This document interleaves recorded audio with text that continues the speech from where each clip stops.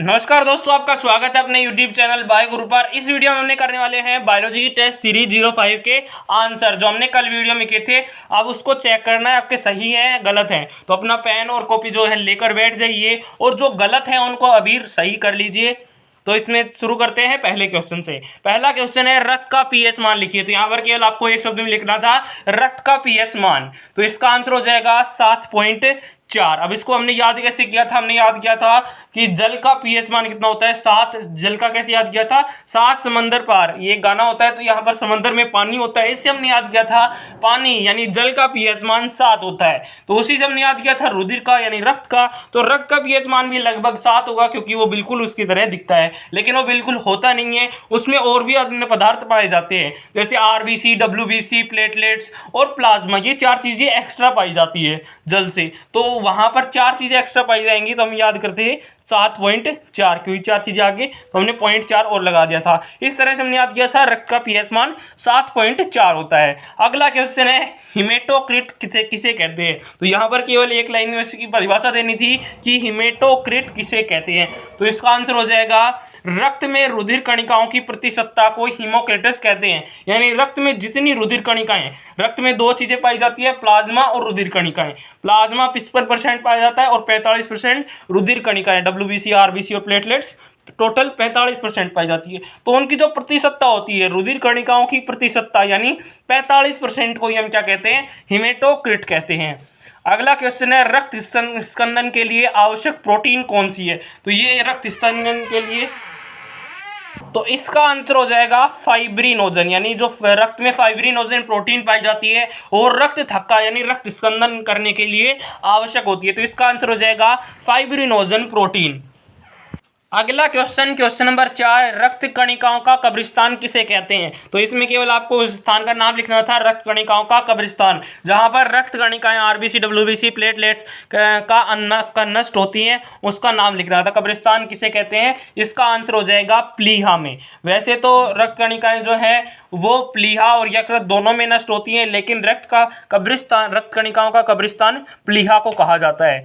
अगला क्वेश्चन है उस रुधिर कणिका का नाम बताइए जो प्रतिरक्षा की प्रथम पंक्ति के रूप में कार्य करती है। तो प्रथम पंक्ति के रूप में कार्य कौन करती है?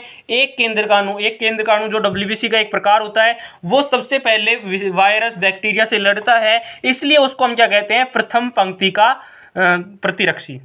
अगला क्वेश्चन है प्लाज्मा में कितने प्रकार की एंटीबॉडी पाई जाती है। तो यहाँ पर एंटीबॉडी लिखनी थी, एंटीबॉडी सारी वैसे प्लाज्मा में ही पाई जाती है, और जो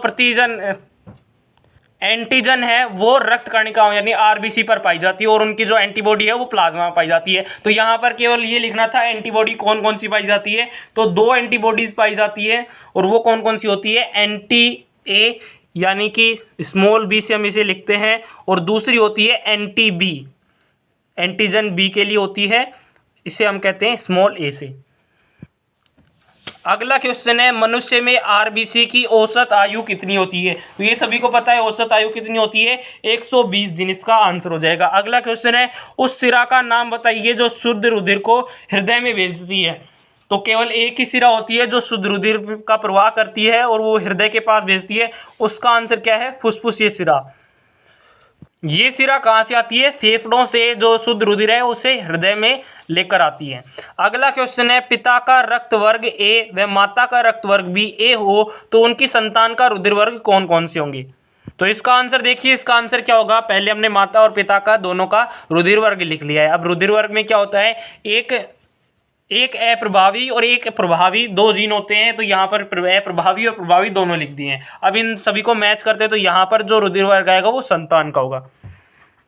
तो देखिए यहाँ पर कौन कौन सा रुधिर वर्ग होगा। तो रुधिर वर्ग यहाँ पर आ रहा है ओ, ए और ओ, यानी जो संतानें होंगी, अगर 4 संतान होंगी तो उनमें से एक का रुधिर वर्ग ओ हो सकता है, ये संभावना हो सकती है, और 3 का रुधिर वर्ग ए हो सकता है। इस तरह से जो माता और पिता दोनों का रुधिर वर्ग ए है, उनकी संतानें क्या हो सकती है? ओ भी हो सकती हैं और ए भी हो सकती है।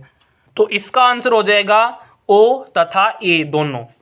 अगला क्वेश्चन है दोहरा रक्त परिसंचरण तंत्र को परिभाषित कीजिए। तो इसका आंसर हो जाएगा मनुष्य शरीर में रक्त को पूरा एक चक्र करने के लिए हृदय में से 2 बार गुजरना पड़ता है, इसलिए इस परिसंचरण तंत्र को दोहरा परिसंचरण तंत्र कहते हैं। दोहरे रक्त परिसंचरण तंत्र को समझते हैं। इसमें होता क्या है, हृदय से शुद्ध रुधिर निकलता है और पूरे शरीर में ये चला जाता है। अब जैसे ही ये अंगों में जाता है तो अंग क्या करते हैं, ग्लूकोज के साथ जब क्रिया करते हैं, एटीपी का निर्माण करते हैं, तो वहाँ ऑक्सीजन की जरूरत पड़ती है और यहाँ से ऑक्सीजन निकाल लेते हैं और इस रुधिर में क्या डाल देते हैं, कार्बन डाइऑक्साइड डाल देते हैं। यानी ये जो रुधिर है ये कैसा हो जाता है, अशुद्ध रुधिर हो जाता है। अब ये अशुद्ध रुधिर जाता है हृदय में, चला जाता है। हृदय से ये अशुद्ध रुधिर शुद्ध होने के लिए फेफड़ों में जाता है और फेफड़े जो हैं वो क्या करते हैं, कार्बन डाइऑक्साइड को इससे निकाल लेते हैं और इस रुधिर के अंदर ऑक्सीजन प्रवाहित कर देते हैं, यानी शुद्ध रुधिर कर देते हैं।